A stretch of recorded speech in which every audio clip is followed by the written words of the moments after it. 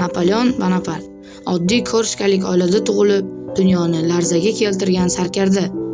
U 1769-yilda Korsikada tug'ilgan va yoshligida harbiy akademiyada o'qigan. 24 yoshida general bo'ldi va tez orada Fransiya taxtini egalladi. Napoleon Yevropaning katta qismini zabt etdi. Austerlitz, Vena, Borodino uning buyuk g'alabalaridir. Ammo Rossiya yurishi va Waterloo jangi unga qimmatga tushdi. 1815-yilda u mag'lubiyatga uchradi va Avliyo Yelena oroliga surgun qilindi. Ammo uning strategiyasi va islohotlari hanuzgacha tarixda saqlanib qolgan. U shunday degan: imkonsiz narsa yo'q, faqat vaqt kerak. Senga ham tarix yaratish nasib qilsin.